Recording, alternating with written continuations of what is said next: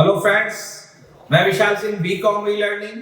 Next important topic, new playlist, Indian contract act 1872। Next chapter, valid contract. आप कोई भी contract करते हैं तो कॉन्ट्रैक्ट एक्ट के अंतर्गत क्या वैलिड आपको दी गई है, इसकी स्पेसिफिक आपको दिया जाएगा। All agreement are not contract, जो भी आपसे सहमति एग्रीमेंट की गई है सभी एग्रीमेंट कॉन्ट्रैक्ट नहीं होते हैं। आप देख सकते हैं agreement, it means party agreement must be legal consequence to be legal enforcement, जो कानूनी प्रक्रिया के अंतर्गत लीगल पोजीशन अलाउ करती है वही आपके लिए कॉन्ट्रैक्ट मानी जाएगी। लीगल कॉन्ट्रैक्ट को Indian contract act, valid contract act in the section 10 आपको valid contract, all agreement, all contract they made by free consent of the parties, component contract for law consideration and with lawful object, and here the express declaration be valid। अगर वो व्यर्थनी है तो उसके लिए पहले expressly वो चीजें show की जाती है, जिसका हम डिटेल्स आपको बताएंगे। नेक्स्ट है आपके लिए वैलिड कॉन्ट्रैक्ट के क्या क्या टॉपिक्स आते हैं। फर्स्ट आप है ऑफर एंड एक्सेप्टेंस। किसी भी कॉन्ट्रैक्ट में दो व्यक्ति होने चाहिए, एक व्यक्ति आपको ऑफर देने वाला होगा और दूसरा उसे स्वीकार करने वाले। मिनिमम 2 पार्टी इन दी कॉन्ट्रैक्ट, किसी भी कॉन्ट्रैक्ट में कम से कम 2 पार्टी होनी चाहिए, एक ऑफर दूसरा एक्सेप्टेंस पार्टी होनी चाहिए। यह ऑफर आपके लिए दी जा सकती है, जैसे आपने कोई भी मिस्टर ए ने मिस्टर बी को 5 लाख रुपए देने का वादा किया, जिसके बदले में वो कंसिडरेशन प्रतिफल में वो अपना लैंड्स उनको देंगे। अब ये देखिए, मिस्टर ए ने मिस्टर बी को 5 लाख रुपए में ऑफर दिया, जिसे इन्होंने एक्सेप्ट किया। दोनों लोग एक लीगल कॉन्सेप्ट को पूरा करते हैं। नेक्स्ट इंपॉर्टेंट टॉपिक है आपके लिए creation legal relationship. View the contract legal relationship, party must be intend one thing, fair performance promised would answerable law for that fellow.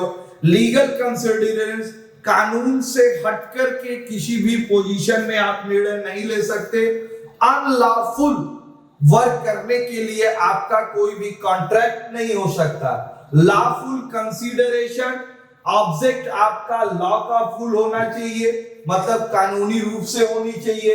Case action arise where promising necessary, capacity of the party, contract करने के लिए party की contract करने की क्षमता उसके अंतर्गत होनी चाहिए।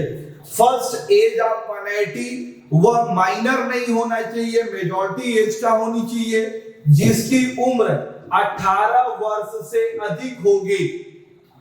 अनसाउंड माइंड, वह पागल नहीं होना चाहिए। And disqualified of the law, दिवालिया नहीं होना चाहिए, इडियट नहीं होना चाहिए। ये अनसाउंड माइंड का व्यक्ति, age of the majority, sound of the mind और डिस्क्वालिफाइड। अब वो मेजर एज का होना चाहिए, स्वस्थ मस्तिष्क का होना चाहिए, इडियट या मूर्ख टाइप का व्यक्ति भी होना चाहिए, जिसके अंतर्गत आप वैलिड कॉन्ट्रैक्ट करने की पूरी कैपेसिटी उसके अंतर्गत रहती हो। फ्री कॉन्सेप्ट, कोई भी दो पार्टी आपस में कॉन्ट्रैक्ट करते हैं, फ्री कॉन्सेप्ट फ्री होके करें, एक दूसरे में दबाव न हो, अनुचित प्रभाव न हो या डर भय न हो, मिस्टेक के थ्रू न हो। ये न हो कि हम आपसे कुछ कहें कि आप मेरा कॉन्ट्रैक्ट करिए, नहीं करेंगे तो हम आपको बाहर देख लेंगे। अब उस डर के से अगर वो कॉन्ट्रैक्ट करता है तो वो वैलिडेबल कॉन्ट्रैक्ट मानी जाएगी। फ्री कॉन्सेप्ट के अंतर्गत सेक्शन 14 आपको करता है, कोरेशन होनी चाहिए, अनड्यूफली अनुचित प्रभाव, फ्रॉड, मिसप्रेजेंटेशन, मिस्टेक एंड फ्रॉड के रूप में होनी चाहिए।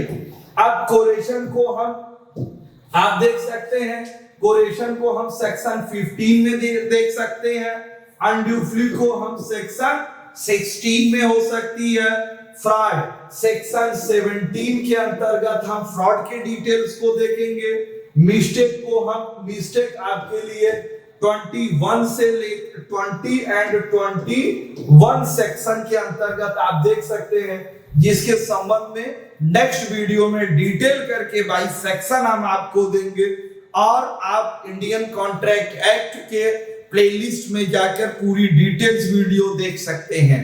नेक्स्ट आप आइएगा lawful object section 23, lawful object of the section 23। अब इमोरल लॉफुल एकदम कानूनी कार्रवाई को पूरा करने के लिए immoral opposed public policy injuring property and other किसी भी ऐसी कानूनी लॉफुल ऑब्जेक्ट के विरुद्ध आप कोई भी कार्रवाई का कॉन्ट्रैक्ट नहीं कर सकते हैं।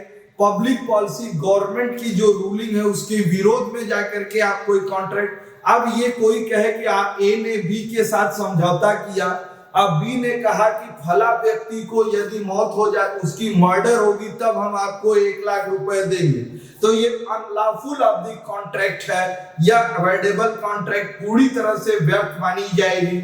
इस तरह से आपको ऑब्जेक्ट लॉफुल ऑब्जेक्ट के विपरीत आप जाके कोई भी समझौता नहीं कर सकते हैं। नेक्स्ट है आपके लिए certain of the meaning section 29, section 29 certain of the meaning in the capable word contract clear must be uncertain in the value ident uncertain, जो चीजें घटनाएं न घटने वाली हो उस पर कॉन्ट्रैक्ट हम नहीं कर सकते। कोई ये कहे कि जब सूर्य का उदय पश्चिम की तरफ से होगा तब हम आपको पैसे देंगे, न होगा न हम आपको देंगे, इस अनुसार से कोई एग्रीमेंट नहीं होना चाहिए।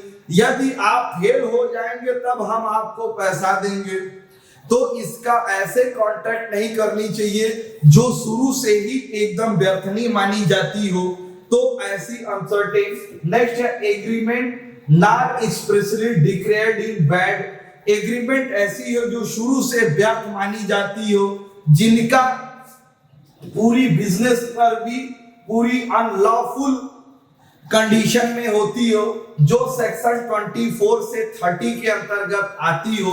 अब पहले यह मैरिज, किसी भी मेजर व्यक्ति शादी कर सकता है, लेकिन विवाह में बाधा डालने के लिए यदि आप एग्रीमेंट करते हैं तो वो वैड कॉन्ट्रैक्ट माना जाएगा, जो शुरू से ही अनसर्टेन इवेंट के लिए होती है। रेस्टोरेंट ऑफ ट्रेड, आप भारत में रहते हैं, व्यापार आप खुले रूप से कर सकते हैं, लेकिन शत्रु के साथ एनिमी के साथ आप बिजनेस नहीं कर सकते हैं। कोई ट्रेड डेटर के साथ यह करेगा कि आप यहाँ बिजनेस न करिए, ये मेरा एरिया है, ऐसे आप ट्रेड में बिजनेस नहीं कर सकते। एनिमी, जिस भी कंट्री के साथ आपका बिजनेस रिलेशन बेटर है वहां आप बिजनेस कर सकते हैं, लेकिन एनिमी कंट्री के साथ बिजनेस रिलेशन करने समय आपको यह देखना पड़ेगा कि भारत की कॉन्स्टिट्यूशन के अनुसार उसकी क्या पोजीशन और किन-किन लीगल पोजीशन पे वह व्यापार कर सकता है। Possible performance section